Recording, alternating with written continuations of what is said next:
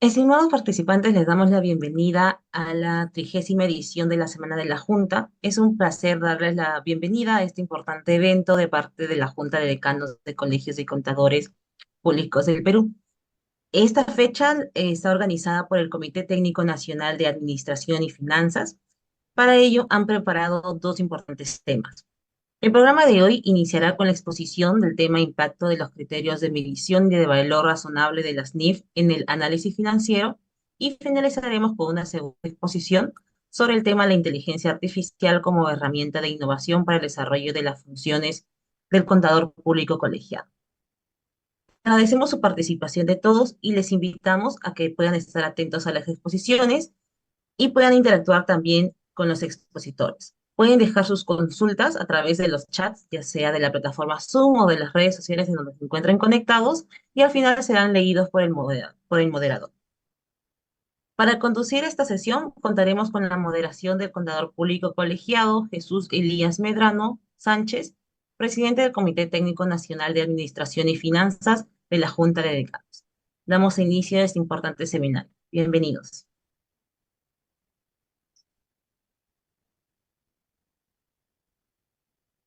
Ok, muchas gracias por la presentación. Muy buenas tardes con todos, estimados colegas. Agradecerles en primer lugar por el tiempo que se dan para poder escuchar este importante seminario que se va a dar el día de hoy. Hoy toca un tema muy importante: impacto de los criterios de medición y el valor razonable de las NIF en los análisis financieros. Y para ello tengo el grato honor de presentar al colega Julio Hernández. Él es doctor en contabilidad y finanzas, magíster en contabilidad y finanzas, magíster en gestión internacional de empresa, contador público colegiado, tiene experiencia en auditoría financiera en empresas en distintos sectores, en asesoría contable y de gestión, especialista en normas internacionales de información financiera, control de gestión, responsabilidad social corporativa e información de sostenibilidad. Es profesor ordinario principal con experiencia en más de 20 años en clases de pregrado y posgrados en universidades del Perú y en el extranjero. Investigador con publicaciones en revistas científicas indexadas y participaciones en congresos académicos, con experiencia en gestión académica como director de programas académicos de contabilidad, auditoría y administración de empresas, y vicedecano de la Facultad de Ciencias de Economía y Empresariales. Así que es un honor contar con Julio. Gracias por tu participación. Sé que este tema va a estar muy interesante y, como lo dijeron hace un momento, los que tienen algunas inquietudes, consultas, por favor, con mucha atención, hagan su consulta, lo dejan en el chat y que en el intermedio se van a responder. Sin más preámbulo, paso a presentar al colega Julio. Julio, adelante, por favor. Muy buenas tardes con todos. Gracias, agradecer a los directivos de la Junta de Decanos, del Colegio de Contadores y al colega Medrano por la invitación a este webinar, ¿no? Para conversar un poco, reflexionar, ¿no? Un poco sobre el efecto que tiene la medición de los elementos de los estados financieros a valor razonable en el análisis financiero, ¿no? La profesión contable, como sabemos, no solo corresponde preparar la información financiera, sino también analizarla, ¿no? Una de nuestras especialidades en la profesión es el análisis financiero. Entonces, quería con esta exposición, ¿no? Un poco hacer una reflexión de lo que tenemos que hacer los contadores, ¿no? Y otros profesionales que se encargan del análisis de la información financiera para toma de decisiones, del efecto que tienen los estados financieros en el estado de situación financiera, en el estado de resultados, estado de cambios en el patrimonio neto, las mediciones a valor razonable, ¿no? De las NIF. Entonces, eso era lo que vamos a conversar ahora. Si tienen algunas consultas, las escriben en el chat, ¿no? De participación. Terminaré un poco antes de las 7 para que pueda darse ese espacio. También para la participación del colega Medrano. Muy bien. Todos sabemos que que las IFRS, el IFRS, ¿no? La Fundación IFRS, ¿no? Es el encargado de la emisión de las normas internacionales de información financiera, que es el modelo contable en Perú, ¿no? Todos sabemos que el Consejo Normativo de Contabilidad ha emitido una serie de resoluciones del Consejo Normativo para regular el tema de la NIF en Perú, ¿no? Ya para que quede claro y zanjado, ¿no? De que el modelo contable en Perú son las NIF, ¿no? No hay otro modelo contable, ¿no? No existen los Perú GAPs, como dicen. El modelo contable en Perú son las NIF. Ahora, va a depender mucho de la normativa, en qué grado de ingresos tiene la empresa para ver si aplica NIF completas, NIF PYME o el modelo de microempresa. Entonces, el IFRS, que emite las normas internacionalmente, ¿no? Las hace con el fin de que las empresas tengan una mejor transparencia, ¿no? Y calidad de información financiera, para que los inversionistas, los dueños y otros participantes del mercado bursátil, en el caso que fueran empresas más grandes, puedan tomar decisiones, ¿sí? Esta transparencia ayuda a la gerencia también para tomar decisiones respecto a la rentabilidad, la solvencia y liquidez, que tiene que rendir cuenta a los propietarios y a los dueños. Entonces, cuanto mejor la calidad de la información, mejor la toma de decisiones. Asimismo, las NIF lo que buscan ahora, en el 2025 se ha resaltado mucho esto, la evaluación de riesgos de los que usan la información financiera, ¿no? Los usuarios de la información financiera, según las NIF, son los dueños, los propietarios que toman decisiones, los acreedores, que son los bancos, las cajas de ahorro, los proveedores que financian a la empresa toman decisiones sobre invertir en la empresa o no, y la gerencia, ¿no? Entonces, también se evalúan los riesgos y oportunidades, ¿no? Cuando analizamos la información financiera, ¿no? Entonces, y más aún, lo vamos a ver un poquito más adelante, que en el análisis financiero y en las evaluaciones de riesgo que ahora hacemos, los inversionistas, los analistas financieros, los que otorgamos préstamos, ¿no? Analizamos el otorgamiento de préstamos a las empresas, los impactos sociales y ambientales también, ¿no? Ese es un tema que ahora lo comentaremos.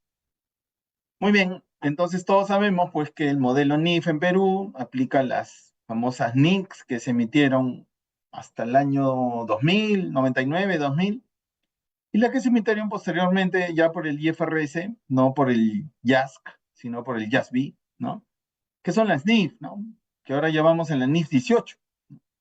Y en las NIC nos quedamos en la NIC 41, que fue la de activos biológicos, ¿no? Ahí nos quedamos. Pero a partir del año 2001, el IFRS funda una nueva consejo profesional de emisión de normas, que es el YASB, y ha emitido ya 18 NIF, ¿no? Y ya hay muchos proyectos para emitir otros, ¿no? Con sus interpretaciones, ¿no? Que también forman parte del cuerpo de la normativa, ¿no?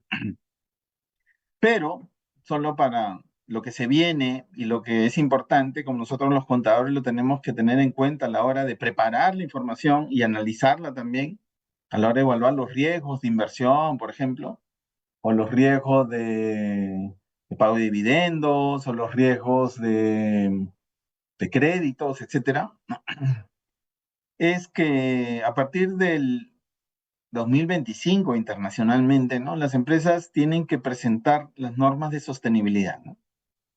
En Perú no se ha oficializado este tema, ¿no? El Consejo Normativo de Contabilidad todavía no ha oficializado la norma S1 y S2, ¿no? Que es de información de sostenibilidad. Todavía no está oficializada. Pero internacionalmente la vigencia es a partir del año 2025, ¿ok? Para la gestión del 2024. Entonces, algunas empresas seguro voluntariamente este año, voluntariamente, seguro porque pertenecen a grupos internacionales o porque tienen que consolidar información con empresas de otros países que sí están obligados a presentar, a cumplir las normas de sostenibilidad S1 y S2, van a tener que preparar información no financiera, ¿no? Sobre temas ambientales y sociales, en la nota a los estados financieros y en un reporte separado, ¿no? Un reporte de sostenibilidad que se llama reporte integrado, ¿no? Que ahora las empresas preparan, ¿no? La más grande, ¿no? Las más pequeñas todavía no está claro eso, ¿no? ¿Cómo van a presentar la información ambiental y social? Si va a estar incluida en las notas a los estados financieros o con un reporte separado, como hacen las grandes empresas, que preparan reportes de sostenibilidad bajo criterios internacionales. Normas ESG, ¿no? Normas del SASB, del GRI, de otras normas internacionales de sostenibilidad. Es lo que se viene. Esperemos, consulté con algunos amigos del Consejo Normativo de Contabilidad y me decían que era muy probable que estas sean obligatorias en Perú el 2026 o 2027, información de sostenibilidad. Esto es solo un poco de lo que se viene y los contadores tenemos que estar preparados, ¿no? No solo en preparar esa información sobre temas de riesgos, impactos ambientales y sociales, sino para los analistas, los que toman decisiones, ¿no? De inversión en las empresas sobre los riesgos ambientales y sociales. Muy bien, no voy a profundizar ese tema porque será motivo de otra charla, ¿no? Los temas de los Doctor impactos ambientales. Muy doctor bien, Julio, disculpe que la interrumpa. sí, Una, me parece que su presentación ha quedado paralizada porque solamente estamos viendo su PPT general. a ver, No sé si ha estado avanzando. Nos hemos quedado en la primera diapositiva. un momentito. Ahí, ¿ya se ve? Ya, sí, sí se Ahora ve. en la segunda, ya está, ¿no? Sí, Ya, listo. Gracias. Muy bien, como les decía, ¿no? Que, que el IFRS está obligando a todas las empresas que aplican el modelo, ¿no? De NIF, ¿no? Ahora apliquen también las normas de sostenibilidad, las normas que emite el ISSB. Las que nosotros aplicamos para preparar información financiera son las normas del IASB, ¿no? Las NIC y las NIF. Pero a partir del 2025 internacionalmente y Perú, hasta que oficialice el Consejo Normativo de Contabilidad el 26 o el 27, tendremos que preparar normas, información de acuerdo a las normas de sostenibilidad. ¿Okay? Ahora se emitió la norma S1 y S2, la norma S1 de información de sostenibilidad y la norma S2 de información sobre emisiones de CO2 y cambio, impacto en reducción de efectos en el cambio climático. Entonces, esto hay que estar preparados para lo que se viene, ¿no? Y para la información que tenemos que proporcionar a los accionistas, a los bancos, ¿no? En la parte de evaluación de riesgos. Muy bien, entonces, como ya había mencionado, ¿no? En Perú, el marco contable son así. No hay vuelta que dar. Algunos me preguntan, yo estoy obligado a aplicar NIF. Hay dos cosas, hay que separar dos cosas. Una cosa es que no estés obligado a presentar información a la SMB, porque no eres empresa cotizada, listada en la bolsa, no emites valores. Y otra cosa es que no preparen la información bajo NIF, ¿no? O sea, las empresas listadas en el mercado de valores tienen que preparar los estados financieros bajo NIF y presentar a la SMB, ¿no? En cambio, las empresas que no son cotizadas, que no emiten valores, tienen que preparar los estados financieros bajo NIF, pero no tienen que presentar al SMB nada, ¿no? Pero igual tienen que preparar los estados financieros bajo NIF, ¿no? Según las resoluciones del Consejo Normativo de Contabilidad, estas últimas que emitió la resolución 003, ¿no? En la cual daba unos umbrales, ¿no? De cómo se aplican las NIF en Perú, ¿no? Ya la ley de sociedades señalaba que tenía que aplicarse principios de acuerdo a las NIF, ¿no? Luego resolución de Consejo Normativo de Contabilidad que los principios de contabilidad generalmente aceptados en el Perú son las NIF, luego las resoluciones de CONACEF en su momento y ahora las resoluciones del Consejo Normativo de Contabilidad. Y como todos sabemos, las empresas que tienen promedio de ingresos anuales mayores a 2.300 UIT tienen que preparar estados financieros bajo NIF completas, ¿no? NIF completas. Las que están entre 2.300 UIT y 150 UIT de ingresos anuales tienen la opción de aplicar el modelo NIF-PYME, ¿no? Pero pueden aplicar NIF completas también, ¿ok? Y las que tienen ingresos menores a 150 UITs deben aplicar la norma peruana de información financiera para microempresas, ¿no? Que no voy a entrar, pero ahí está el link, ¿no? Que está en la página web del Consejo Normativo de Contabilidad, ¿sí? Ahí está la norma para empresas pequeñas, ¿no? Para microempresas. Acá lo voy a compartir. Dicha norma, ¿no? Acá está, la norma de microempresas. Que está basada en NIFA, o sea, este modelo de normas para microempresas está basado en NIF, ¿no? Si ustedes ven los criterios para reconocer las normas, el activo, las existencias, todo se basa en NIF, ¿no? No en las NIF más avanzadas, pero sí en las NIF básicas, ¿no? Que son existencias, propiedades, planta y equipo, etc. Acá están, ¿ves? Regula el tema de existencia, cuentas por cobrar, propiedades, plan de equipo, etc. Pero están basadas en NIF, ¿no? Están basadas en NIF. Y esta norma que está en la página web del Consejo Normativo de Contabilidad, se la pueden bajar ustedes, habla de que esta aplica a los que tienen ingresos anuales menores a 150 UITs. Está regulado todo, ¿no? Entonces es cuestión de cumplir la norma, ¿no? Ahora, la motivación de cumplir la norma, ese es el tema, ¿no? Siempre me dicen, profesor, ¿y qué pasa si no aplico NIF, ¿no? Para los que cotizan en bolsa hay sanción, pero para los que no cotizan en bolsa, ¿cuál es la sanción? No sé si los bancos, cuando tengo que presentar información financiera para conseguir financiamiento, ¿no? Me exigen NIF, si tengo una contratación con el Estado, presento los estados financieros, tengo que aplicar NIF.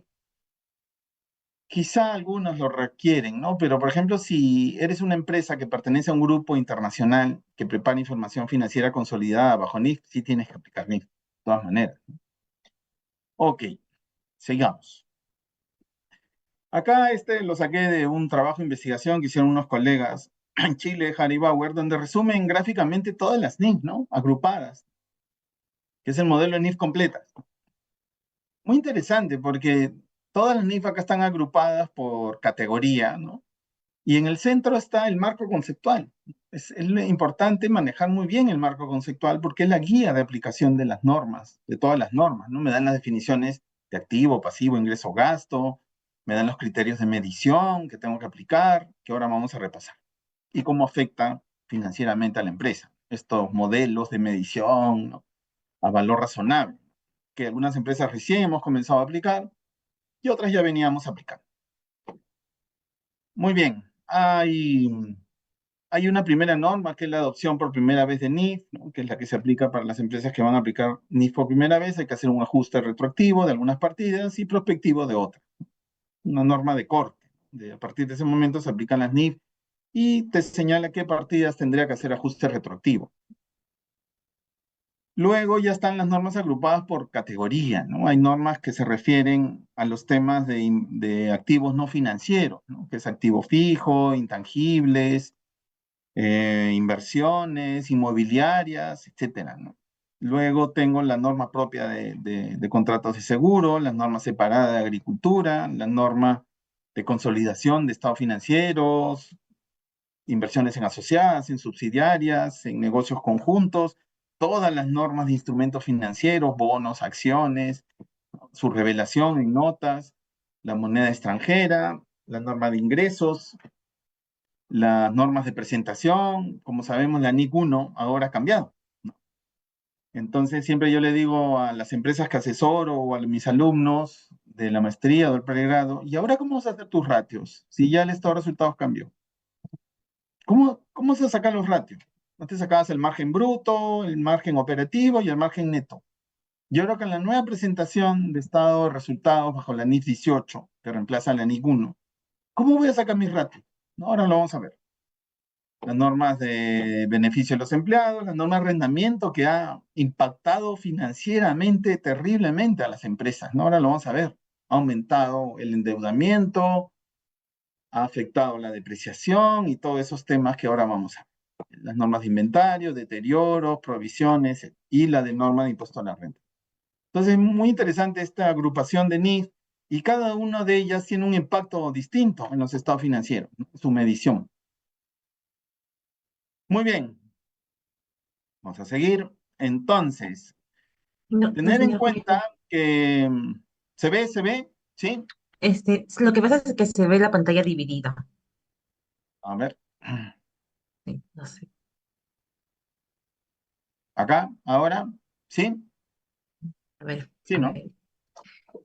Ahí donde dice, arriba hay una parte que dice configuración de visualización. No sé si lo puede ver en su pantalla donde está compartiendo. Acá. Ah, no, no, arriba, arriba, arriba. A ver, voy a finalizar la Hay una, presentación y voy a compartirla de nuevo. A ver, ahí, ¿solo se ve el ya, PPT ahora? sí, sí, ahora sí. Ya. Muy bien. Listo. Entonces, para entender bien las NIF, ¿no? Y el impacto en el análisis financiero, hay que tener en cuenta que las NIF buscan 4 objetivos, ¿ok? Las NIF buscan que los contadores, los gerentes de las empresas, los dueños de las empresas sepan reconocer los elementos de los estados financieros. Reconocer bien cuáles son partidas de activos, pasivos, ingresos, gastos y patrimonios. Esto puede parecer muy sencillo, ¿no? Pero a veces no es tan sencillo. Por ejemplo, los arrendamientos, ¿no? Siempre me lo preguntan, profesor, ¿los arrendamientos siguen siendo gasto o son activos? Según la NIF, ahora ya no son gastos, son activos, ¿no? Son derechos de uso que se deprecian. Entonces, ahí ya la gente un poco ¿no? Tiene que entender que los criterios de las NIF son distintos. O, profesor, los gastos prooperativos son intangibles. Eso es según el impuesto a la renta, pero según las NIF, los gastos prooperativos son gastos que van a resultados directamente, no se activan. Pero según la ley de impuesto a la renta me permite activar. Entonces, los criterios de reconocimiento, ¿no? Pueden variar respecto a los criterios tributarios, por ejemplo, ¿no? Entonces, hay que tener cuidado de que yo reconozca los estados financieros de acuerdo a los criterios NIF, ¿no? Y no en base a los criterios tributarios que se concilian en la declaración jurada, ¿no? O sea, en la declaración jurada, mi resultado bajo NIF lo voy a conciliar con los criterios tributarios. Los estados financieros se preparan de acuerdo a NIF, no de acuerdo a criterios tributarios. Los criterios tributarios se concilian en la DJ cada marzo, ¿sí? Eso hay que tenerlo claro. Luego de que ya identifiqué las partidas, según NIF, ¿no? Según criterios tributarios, según NIF, lo que toca es cómo lo medimos, ¿no? Y ahí viene el tema. Hay muchas partidas que se miden al costo histórico y hay otras partidas que se miden al valor razonable, ¿no? Ese es el fair value famoso, que es el tema de la charla de hoy, ¿no? Cómo este fair value afecta las partidas de los estados financieros y cómo afecta mi análisis de estado financiero. Entonces, no todas las partidas según NIF se miden al costo histórico, se miden a valor razonable. Ahora lo vamos a ver. Luego, ¿cómo se presentan en los estados financieros? Hay que tener en cuenta que va a haber una nueva norma para presentar los estados financieros, la NIF 18, entra en vigencia el próximo año, y las revelaciones de notas a los estados financieros, ¿no? Las revelaciones en notas a los estados financieros. Muy bien. Para entender el análisis de los estados financieros, ¿no? Me voy al marco conceptual en la cual yo tengo que hacerme la pregunta: ¿a quién le sirve la información financiera? ¿Para qué es útil la información financiera? ¿Quién va a tomar decisiones con la información financiera preparada bajo NIF? Ojo, ¿a quién le va a servir la información financiera para tomar decisiones según NIF? ¿Ok? De acuerdo a NIF. Ya sea NIF PYME, NIF completa. El marco conceptual de las NIF señala que la información financiera tiene que ser útil a los inversionistas, a los socios, a los acreedores, a los bancos, a las cajas de ahorro, a las empresas que me prestan dinero y a otros acreedores. Son empresas que hacen contrato con mi empresa, no sé, la empresa de alquiler, la empresa que hace contratos de arrendamiento, de servicios de personal, etc., ¿no? Ellos tienen que tomar una decisión de hacer negocio contigo o no. Y para eso necesitan la información financiera y tomar una decisión si invertir en tu empresa o no. Entonces, los accionistas, los dueños, los socios tomarán decisiones de si seguir invirtiendo en la empresa o no. Los bancos, cajas de ahorro y otras financieras tomarán la decisión si prestar a la empresa como de acuerdo a su situación financiera. Y otros acreedores tomarán la decisión si hacer contrato con la empresa, ¿no? Si se encuentra bien financieramente, ¿no? Entonces se esperará que los socios, los bancos y los acreedores de las empresas seguirán manteniendo relaciones con la empresa de acuerdo a su situación financiera, ¿no?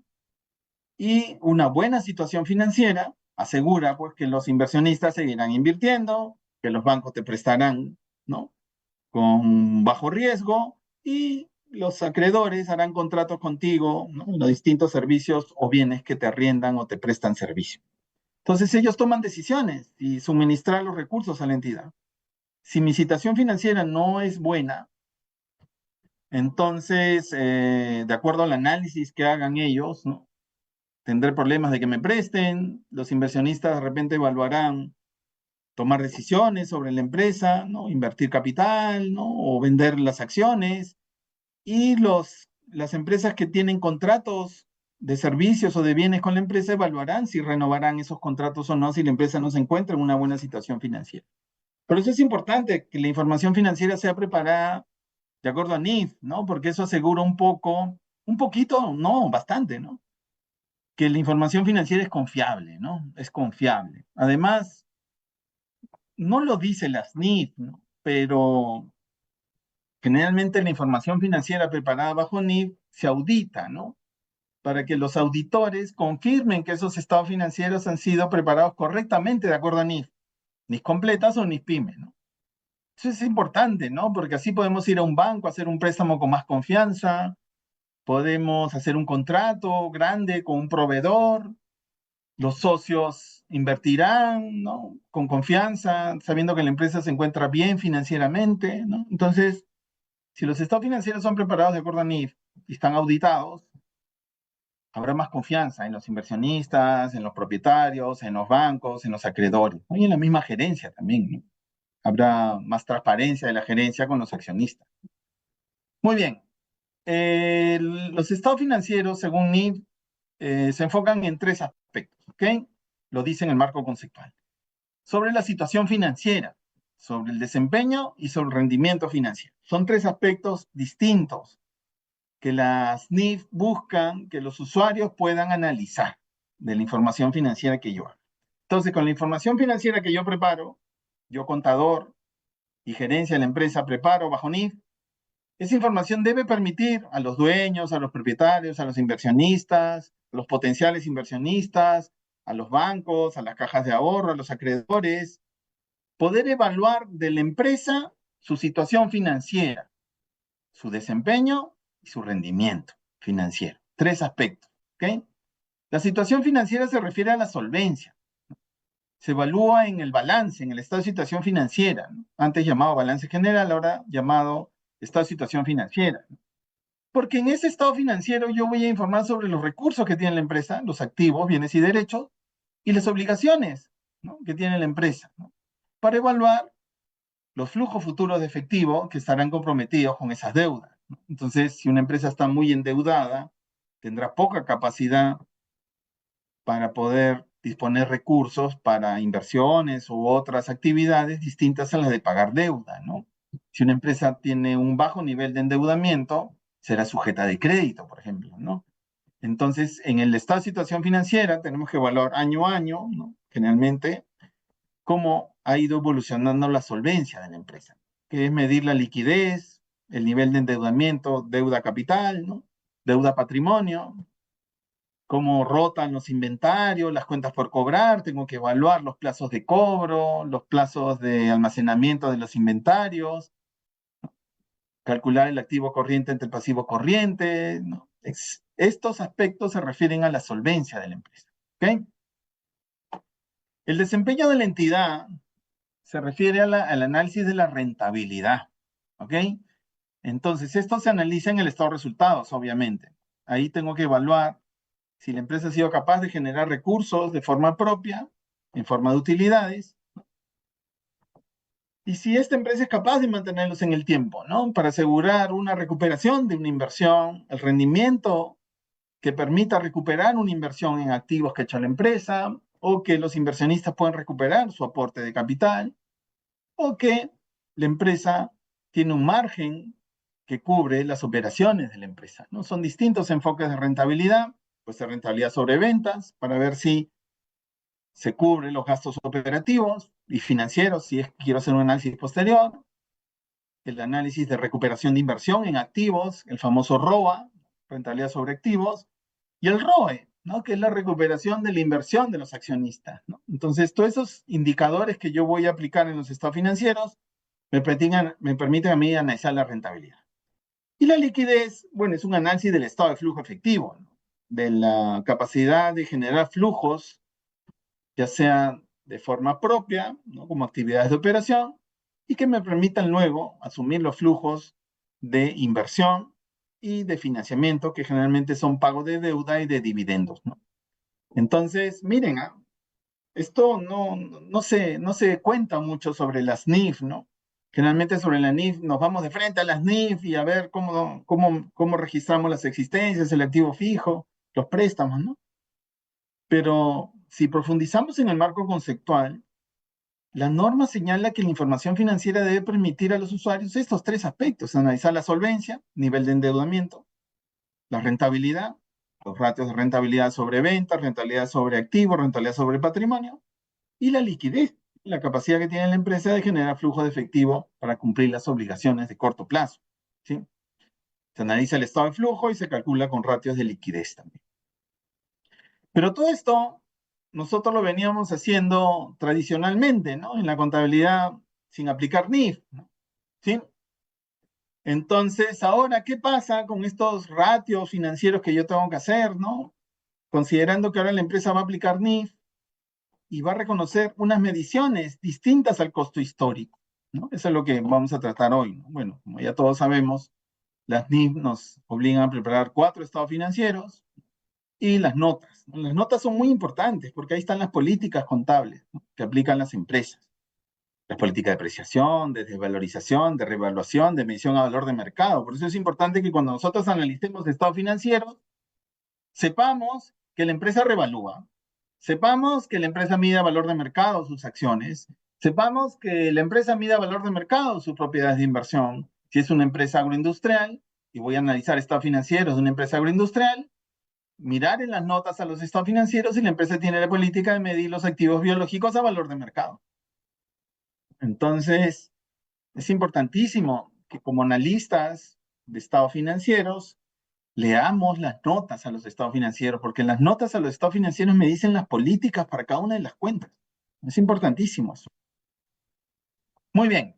Bueno, acá hay un modelo de estado financiero, no voy a profundizar en esto. Está el estado de resultados, que ahora ha cambiado con la NIF 18, ¿no? Antes era ventas, utilidad bruta, utilidad operativa, utilidad antes de impuestos y utilidad neta. Y el otro resultado integral, que era movimientos de partidas patrimoniales como revaluación o ganancias de valor de mercado por instrumentos financieros derivados de cobertura, cosas muy específicas, ¿no? Otro resultado integral, que son movimientos de partida de patrimonio. Esto ha cambiado, pues, no va a cambiar con la NIF 18, ¿no? El próximo año, ¿no? El próximo año con presentación del 2027. Y acá está, justo he hecho un pantallazo, ¿no?, de cómo se presentará el nuevo estado de resultados según la NIF 18, ¿no? Entonces ahora siempre habrá el margen bruto, porque eso no ha cambiado, serán los ingresos menos el costo de venta. Seguiré calculando mi margen bruto y analizaré si la empresa cubre sus costos, ¿no? Pero ahora los márgenes son distintos, ¿no? Los márgenes son margen operativo, que es el que más o menos nosotros manejamos hasta ahora, pero luego viene el margen luego de inversiones, ¿no?, y antes de financiamiento, ¿no? Y luego aplicamos financiamiento y luego ya el impuesto y la utilidad neta, ¿no? Ojo con estos ratios que voy a calcular, ¿no? Ya no van a ser los ratios tradicionales, ¿no? Ahora tendremos que calcular un ratio sobre margen después de inversiones y margen después de financiamiento, ¿no? Entonces, esto va a cambiar, ¿no? El análisis financiero, de acuerdo a la nueva presentación, va a cambiar, ¿no? Los ratios, porque tienen que ser análisis comparativo, ¿no? Entonces ya el área financiera de sus empresas seguro implementarán nuevos ratios de margen antes de financiamiento, ¿no?, antes de impuestos, antes de inversiones. Esto parece mucho a qué cosa, alumnos y alumnas, participantes, colegas, de todos los que están participando en este webinar, y agradezco su presencia, ¿no? Esto se parece al estado de flujo efectivo, ¿no? O sea, lo que está haciendo la NIF 18 es hacer un estado de resultados muy parecido al estado de flujo, de tal forma que sea más fácil comparar los flujos de caja con los resultados, separando operación, inversión y financiamiento. Esto va a cambiar mucho el análisis financiero en las empresas. Los ratios van a cambiar. Muy bien. Solo esto para reflexionar, para lo que se viene, el trabajo de análisis que tenemos que hacer luego que apliquemos todos estos nuevos conceptos de las NIF, ¿no? Muy bien, acá hablo un poquito de las notas a los estados financieros. Bueno, eso se habla sobre la información general de la empresa, pero sobre todo de las políticas contables que aplican las empresas, ¿no? Eso es importante. Y algunos temas que son interesantes en el análisis financiero. Por ejemplo, cómo se afecta el negocio en el principio de empresa en marcha, o el análisis de hechos posteriores, ¿no? De hechos posteriores al cierre y antes de la presentación de los estados financieros. Como ustedes saben, hay una NIC 10 que yo tengo que revelar en notas a los estados financieros hechos importantes que hayan ocurrido desde el 31 de diciembre a la fecha de presentación de estados financieros, que puede ser enero, febrero, marzo. Si hay un hecho importante, tengo que revelarlo, ¿no? Porque el analista, el inversionista, el acreedor, el banco, la caja de ahorro, el proveedor, el acreedor, tienen que evaluar si ha ocurrido algo entre diciembre, que cierre, y la presentación del estado financiero bajo la junta. No puede haber ocurrido, no sé, pues, un desastre natural, ¿no? Un robo, ¿no? Un error contable muy significativo, ¿no? Entonces, es importante los hechos posteriores. Luego, las contingencias que puedan haber. Esto de las contingencias es muy interesante, ¿no? Porque a veces podemos analizar los estados financieros bajo algunas contingencias que pueden ocurrir, pueden tener un desenlace o no, ¿no? Posterior al 31 de diciembre. Los riesgos de mercado, de crédito y otros. Y ahora los riesgos de sostenibilidad, los temas ambientales y sociales. Dirán, pero profesor, los riesgos ambientales, ¿qué tienen que ver con la información financiera y el análisis que yo haga? Mucho. Les voy a dar un ejemplo de una empresa que estuve asesorando y que también fue, y de otros alumnos de la maestría, que era de una maestría de agronegocios que yo di. Una empresa tenía un riesgo de que su producción de uva, ¿no? Se vea afectada por las temperaturas que aumentaron por el fenómeno del niño, ¿no? Por la niña, perdón, que bajaron mucho. Entonces ya la calidad de la uva no era igual, ¿no? Entonces ellos hacían sus proyecciones de ventas, de costos, ¿no? De márgenes, considerando estos efectos de cambio climático. Y los analistas de los estados financieros, oye, la producción de este año no va a generar el mismo margen que los años anteriores, ¿no? Porque la uva ha salido más pequeña, más grande, dependiendo del cambio de clima, ¿no? Entonces, esto ya, como digo, será motivo de otra charla de cómo los aspectos sociales y ambientales también afectan el análisis de riesgos de los inversionistas, de los bancos, ¿no? De los acreedores, ¿no? Un banco que sabe que una empresa agroindustrial tiene riesgo, que su producción se vea afectada por un cambio climático, también tendría que evaluar al momento de otorgar los créditos, ¿no? ¿Sí? Una tasa mayor, unas garantías, etcétera. Esto de los temas ambientales y sociales es un tema muy, muy, muy interesante que se viene, ¿no? Todavía no es obligatorio en Perú, pero se viene, ¿ok? Muy bien, no voy a entrar a las definiciones de activo, pasivo, patrimonio, ingresos y gastos, que es un poco para entender los criterios de medición, ¿sí? Ahora lo vamos a ver. Los activos son recursos que tiene una empresa que tiene la potencialidad de generar beneficios en el futuro, ¿no? No, la definición de activo no es que sea mayor un cuarto de la OIT, ¿no? Eso ya quitemos ese chip, ¿no? La definición de activo son recursos que tiene una empresa que van a generar beneficios en el futuro. Cuando un activo pierde la capacidad de generar beneficios en el futuro, se convierte en gasto. Una cuenta por cobrar deteriorada, un inventario desvalorizado, un activo fijo deteriorado que ya no genera ingresos, ya deja de ser activo y se convierte en un gasto. Esa es la definición de activo. El pasivo es al revés. Son obligaciones que implican salida de recursos, ¿no? Que sea altamente probable que ocurra. El patrimonio son los recursos, las obligaciones que tiene la empresa con los accionistas, ¿no? Que es el valor residual, las utilidades, los aportes. Y los ingresos y gastos, que son los ingresos, aumentos en el patrimonio, que no son aportes, y los gastos, disminuciones en el patrimonio, que no son retiro de accionistas. Ingresos y gastos, que afectan a los resultados. A esto voy. Las NIF ahora te proponen 4 criterios de medición posterior de los estados financieros, de partidas de los estados financieros. Y esto es importante, ¿no? Porque en la contabilidad tributaria y en la contabilidad que no es de acuerdo a NIF, la contabilidad bajo PCGA, ¿no? No tenía en cuenta estos criterios de abajo. Solo se basaban en el costo histórico, nada más, ¿no?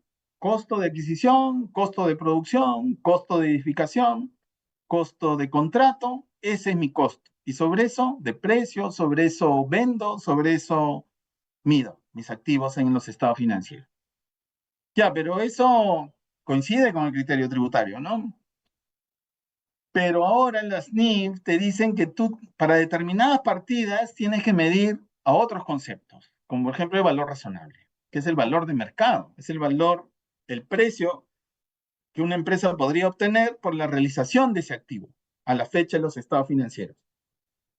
Profesor, ¿todas las partidas se miden a valor razonable? No, no todas las partidas se miden a valor razonable, solo algunas que las NIF señalan. A ver, vamos a verlas rápidamente. Las propiedades de inversión, por ejemplo, las inversiones inmobiliarias, tú puedes optar por medir a valor razonable, a valor de mercado del metro cuadrado, del edificio, del terreno que tú tienes, que has invertido, lo mides a valor de mercado. Los activos biológicos, ¿no?, que vas a cosechar y vas a exportar, se miden a los precios de exportación a valor de mercado. Luego, los instrumentos financieros, las acciones, los bonos se miden a valor de mercado. Entonces, es una opción de medición. Y estos efectos en el valor de mercado van a afectar el análisis financiero.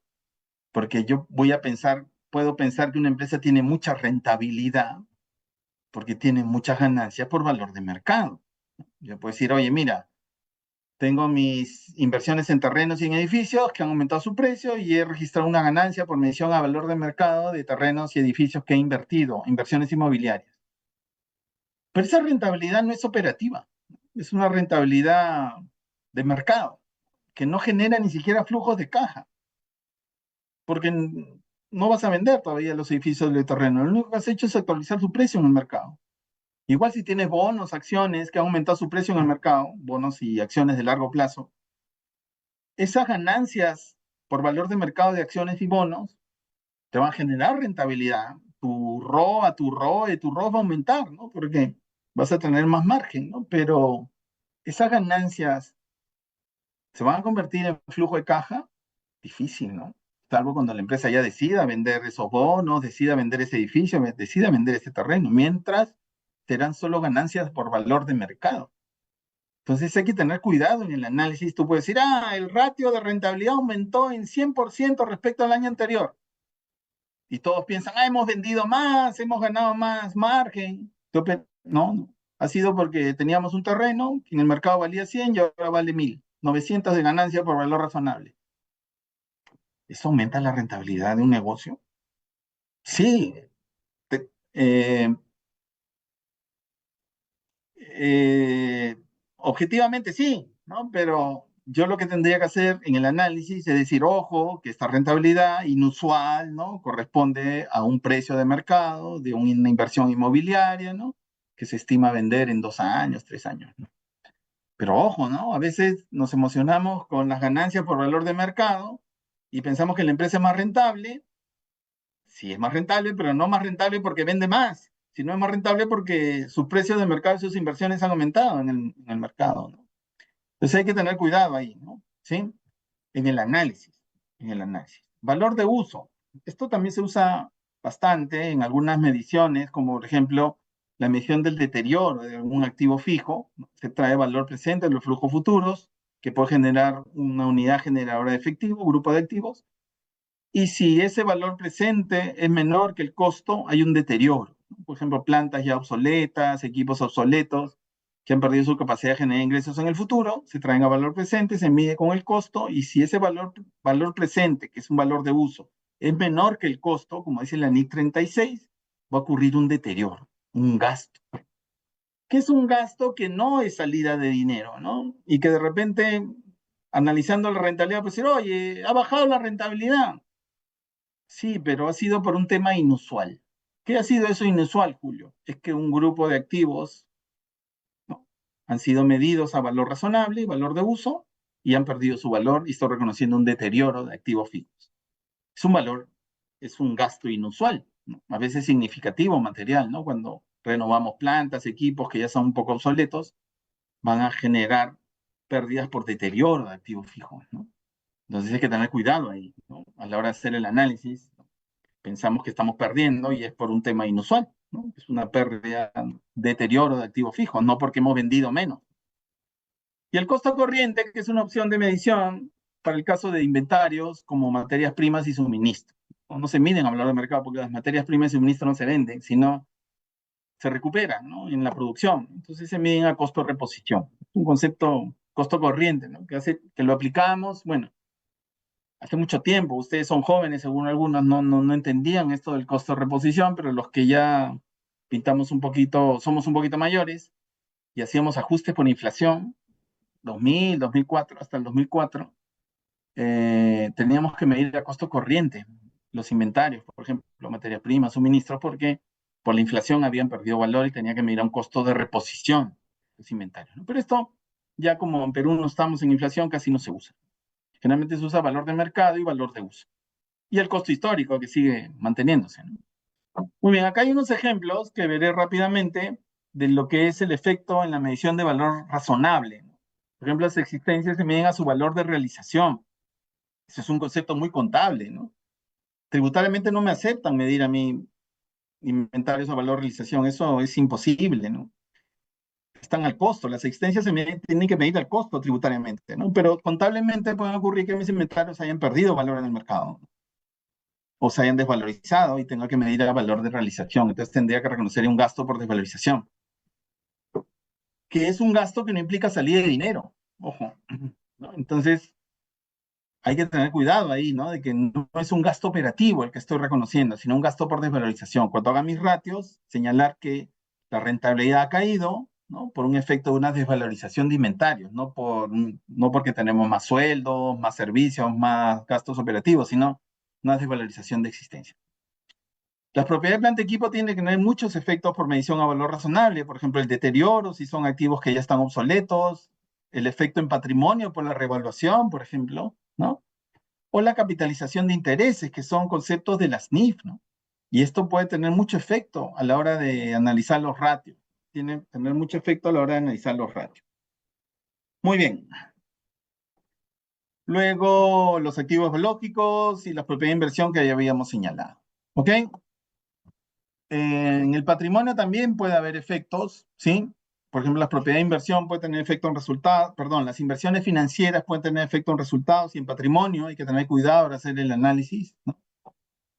Tener cuidado con las ganancias por medición a valor de participación patrimonial, por ejemplo, si son inversiones en subsidiarias asociadas, esos efectos no son operativos, ¿no? Y el arrendamiento que vamos a ver ahora. Muy bien, entonces, cuando yo haga mi análisis del estado de resultados, ¿sí?, tengo que tener en cuenta que voy a encontrar partidas que no son flujos de caja, que no son partidas operativas, ni flujos de caja operativos. Estas desvalorizaciones de existencias, estas ganancias por medición a valor de mercado de activos biológicos, deterioro de activos, ganancias por medición a valor de mercado de instrumentos financieros, ¿no?, y de propiedades de inversión o activos biológicos. El arrendamiento lo voy a dejar, ¿ok? Entonces, ojo con estas desvalorizaciones o mediciones a valor de mercado que pueden afectar mi análisis financiero, ¿no? Puede decir, oye, mira, la empresa es más rentable, menos rentable. Y cuando exponga la gerencia, tú dices, no, sí, la empresa es más rentable, ahora tenemos un margen que hemos aumentado del 5% al 10%. Y el gerente, ¿no?, dice, ay, qué bien, hemos mejorado nuestras ventas, hemos reducido nuestros costos. No ha sido eso. Ha sido porque nuestros terrenos, nuestras acciones han aumentado su valor en el mercado. Eso no es operativo, ¿no? Entonces no es que hemos hecho una buena gestión, sino que el mercado nos ha favorecido con un precio favorable, ¿no? Entonces, ahí hay que tener cuidado ahora hacer el análisis financiero, ¿ok? Muy bien. En el patrimonio también puede haber efectos, como ya les había mencionado, por las inversiones, por ejemplo, los derivados de cobertura, resultados por conversión a moneda extranjera, si tengo que reportar a otro país, ¿no?, o las revaluaciones, ¿no? Estos son efectos en patrimonio, no en resultados, ¿ok? También hay que tener cuidado a la hora de hacer los ratios de solvencia, ¿no?, en estas partidas. Muy bien, y ya para ir casi terminando, un efecto muy financiero de la medición de NIF es la norma de arrendamiento, ¿ok? Esto siempre me preguntan las empresas que asesoro o en las clases que dicto, ¿cómo la norma de arrendamiento ha afectado a las empresas? ¿Ok? Lo resumo en un minuto. Antes de aplicar la NIF 16, existían los arrendamientos financieros y los arrendamientos operativos. Los arrendamientos financieros sí se reconocían como activos, adquiridos en arrendamientos financieros, se depreciaban, tanto contable y tributariamente, y los pasivos los iba cancelando con intereses. Hasta ahí eso no ha cambiado. Los arrendamientos financieros se siguen midiendo igual. ¿Ok? Lo que ha cambiado son los arrendamientos operativos, o sea, el alquiler de locales, de edificios, de oficinas, el alquiler de vehículos, el alquiler de equipos de cómputo, por ejemplo. Entonces, estos alquileres que antes nosotros lo consideramos como gasto operativo, las cuotas que iba pagando por alquiler, según la NIF 16, ahora hay que reconocerlos como la norma de arrendamiento financiero. Activar las cuotas de alquiler de este edificio, de estos camiones, ¿no? Como activo y como pasivo. Esa es la novedad de la NIF 16. ¿Y qué efecto tiene, profesor, de reconocer los arrendamientos operativos como financieros? Mucho efecto, ¿no? Porque antes eran gastos, ¿no? Que afectaban el margen, ¿no? Ahora el margen se va a ver afectado ya no por un gasto por alquiler, sino se va a ver afectado por una depreciación del derecho de uso, de ese arrendamiento. El derecho de uso es el valor presente de las cuotas. Ese es el activo que se deprecia en el periodo del contrato. Y las cuotas se pagan y tienen un interés. Entonces surgen dos conceptos nuevos que antes no estaban, la depreciación y el interés.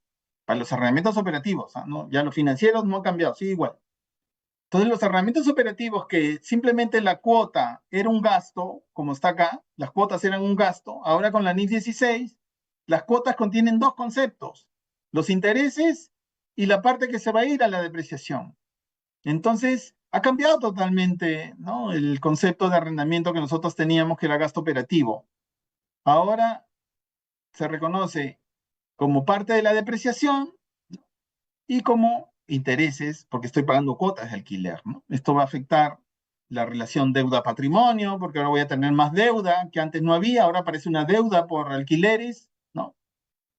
Va a aumentar la relación deuda-inversión, porque ahora tengo una inversión en activo más grande, hay un derecho de uso ahí, ¿no? El valor presente de las cuotas. El ROA se va a ver afectado porque es el rendimiento sobre activo, porque ahora tengo un activo que se llama derecho de uso, ¿no? El EBITDA se va a ver afectado porque ahora voy a tener que eliminar las depreciaciones, los intereses de los arrendamientos a la hora de calcular mi EBITDA, ¿no? Una revolución, ¿no? Entonces, el análisis financiero tiene mucho impacto, ¿no? Las NIF tienen mucho impacto en el análisis financiero. Y un ejemplo clarísimo es la NIF 16. Acá hay un resumen de aspectos que pueden afectar la liquidez, la solvencia, la rentabilidad por los criterios NIF, ¿no?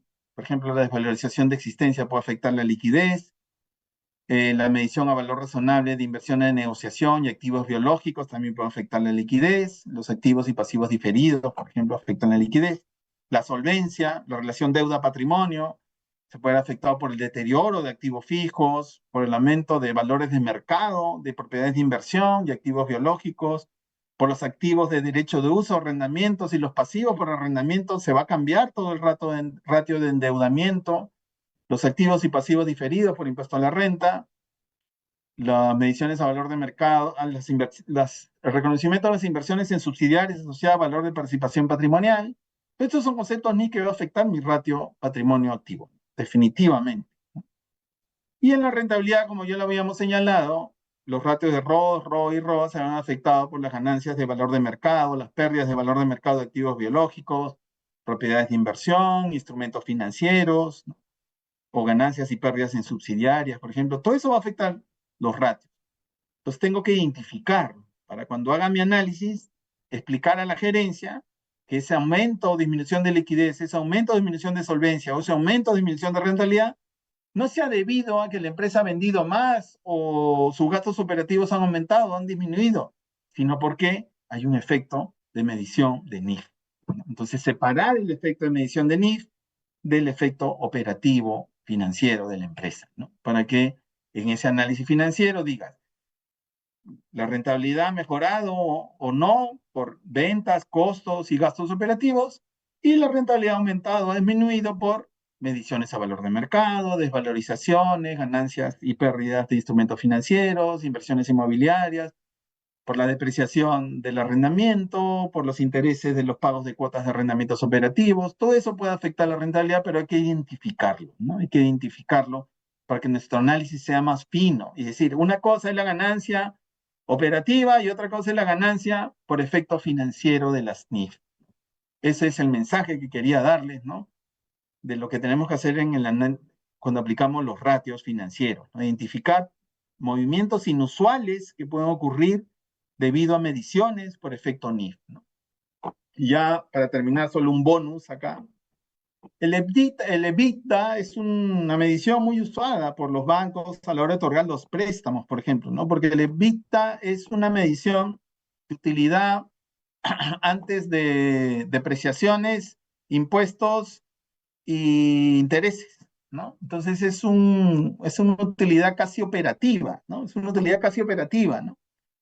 Que refleja los flujos de caja que la empresa va a recuperar por las ventas, por la operación del negocio, le quita todo el efecto de intereses, de impuesto y de depreciaciones y amortizaciones, ¿no? Porque como sabemos, las depreciaciones y amortizaciones no son flujos de caja, no son gastos que generan salida de dinero.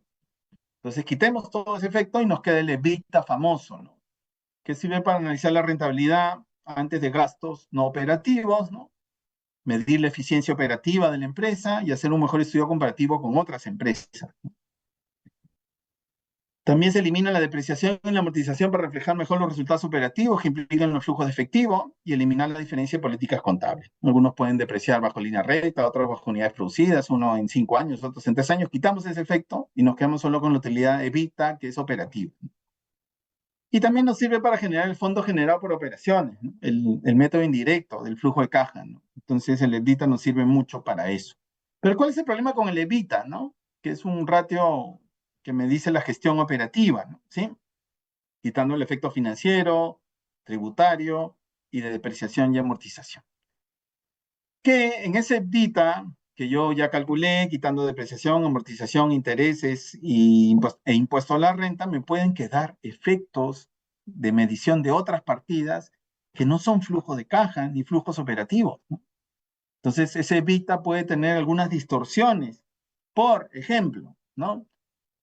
Depreciación de derechos de uso de arrendamiento, depreciación de revaluaciones, deterioro de activos fijos, mediciones a valor de mercado razonable de activos biológicos, no corrientes disponibles para la venta, propiedades de inversión, ganancias en medición de instrumentos financieros, ¿no? Acciones, bonos, ¿no? Todo esto se va a quedar en el EBITDA, ¿no?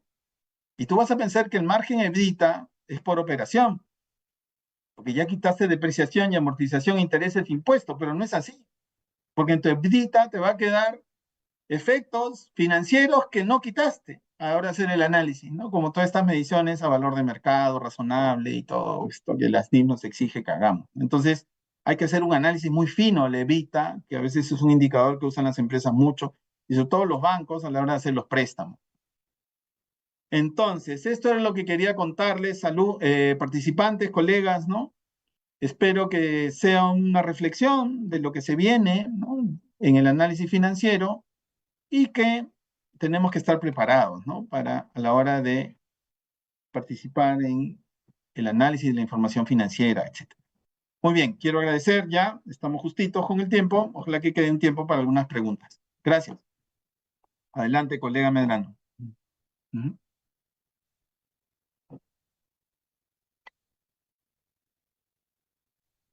Hola. Muchas gracias Ujú. Julio por la excelente exposición.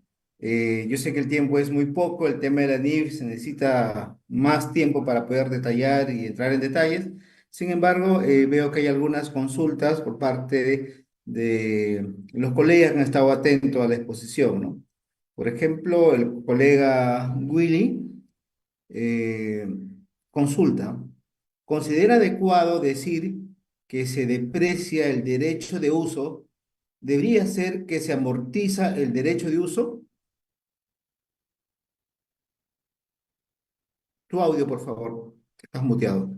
Antes de la aplicación de NIF, los arrendamientos eran tratados con distintos principios contables en distintos países. Algunos los consideran como intangibles, otros como activos fijos, otros como derecho de uso, ¿no? Sí, en algunos países se considera como un intangible, ¿no? Y debería amortizarse. Pero el modelo peruano, NIF 16, nos exige depreciar, aunque el concepto es más de un intangible, ¿no? Pero aplicando el modelo peruano, aplicando NIF, el concepto es depreciación. Pero yo entiendo al colega cuando dice, "Oye, pero no estoy depreciando una máquina, un edificio, estoy depreciando un valor presente de cuotas, ¿no?". Pero sí está la NIF 16, aunque no es muy objetiva, es la norma, ¿no? Yo entiendo, sí, yo entiendo. Es más, más sentido de una amortización de un intangible, como era en otros países hace unos años. Pero la ley 16 nos dice que lo reconozcamos con depreciación. Ojo que hay que tener cuidado cuando hagamos el EBITDA, ¿no? De esa depreciación, ¿no? Quitarla, ¿no? ¿Sí? O amortización en concepto. Está muy bien la participación, gracias. ¿Mm? Gracias, Julio, por la respuesta. También hay una consulta del colega Luis. Pregunta, ¿cómo determinó la tasa de descuento para hallar el valor razonable en alquileres? Ah, interesante pregunta. En los arrendamientos operativos puede ser, no hay tasas, ¿no? Como en un leasing sí me dan la tasa, ¿no? Puedo traer a valor presente las cuotas, ¿no? Pero en los contratos de arrendamiento operativo, la NIF 16 dice que tengo que usar tasas equivalentes a financiamiento de esos activos en el mercado. Entonces usaré una tasa de financiamiento. Si estoy alquilando una maquinaria, entonces tengo que usar una tasa de descuento equivalente a lo que me costaría a mí pagar una tasa de interés si hago un préstamo para comprar esa maquinaria, ¿no? Esa es una opción, ¿no? Esa es una opción, ¿no? De tasas equivalentes, ¿no? De mercado para financiar esos activos, ¿no? Para financiar esos activos. O de contratos de arrendamiento similares también. Pero generalmente se usan las tasas de financiamiento para financiar esos activos en el mercado, ¿no? Empresas que te venden esos activos a plazos. Puedes usar esas tasas. Y la otra es usar la tasa WACC también, ¿no? Cuando son inversiones muy grandes, ¿no? Se usa la tasa WACC, ¿no? Que es la tasa promedio de financiamiento, ¿no? Por lo que somos financieros, WAAC, ¿no? La tasa promedio de financiamiento propio y con accionistas. La NIF te permite usar la tasa WACC, tasas del mercado para financiar esos activos. Muy buena la pregunta. Ujú. ¿Qué más? Gracias, Julio. Gracias por el detalle. Creo que ya el tiempo nos va ganando. Sin Sí, embargo, hay una bueno, última pregunta, porque ya sí. también el expositor Manuel ya va a ingresar. Pero vale No, esta no hay problema, pregunta, pues que es muy Manuel, mi importante, de invitado. la Perdona, colega Manuel, un Caterina. minuto. Ok, Sí, a ok, ver, la adelante. consulta es la siguiente. ¿Qué pasa con los intereses de relacionados en el cálculo de levita? Uf, ¿Puedo tomar las provisiones o solo intereses que cuenten con comprobante de pago? ¿Es un requisito el comprobante de claro, pago? claro. Sí, sí, sí. Hay dos conceptos, el EBITDA financiero y el EBITDA tributario, ¿no? El EBITDA financiero definitivamente lo tienes que sacar, ¿no? Porque se considera como intereses igual que los préstamos y todo esto, ¿no? Para el criterio tributario hay que evaluar, ¿no? Hay que evaluar si cumple los requisitos que exige la ley de impuesto a la renta. Es muy distinto. No apliquemos los principios de la NIF 16 en el impuesto a la renta. Como ya sabemos, existe el devengado tributario ahora y ya las normas tributarias tienen sus propios criterios de deducción de intereses y los criterios financieros otros, ¿no? Entonces, los criterios financieros, cuando calculamos esta depreciación, la ajustamos igual que la depreciación de activos fijos o intangibles. Así es, tienen ese mismo tratamiento. Bueno, Muchas gracias, Julio. Gracias por esta excelente exposición. Igualmente, una vez más, volver a agradecer a cada uno de los que han escuchado atentamente esta exposición para poder enriquecer pues, los conocimientos y ponerlo en práctica pues, en el desarrollo de nuestra profesión. Muy bien, no, a creo ustedes, a que ustedes. Muchas esperemos gracias que y a haya una Manuel, próxima. hasta la próxima, y al colega Manuel Paiva por la invitación también. Muy bien, gracias. Hasta luego, hasta Muy pronto. bien.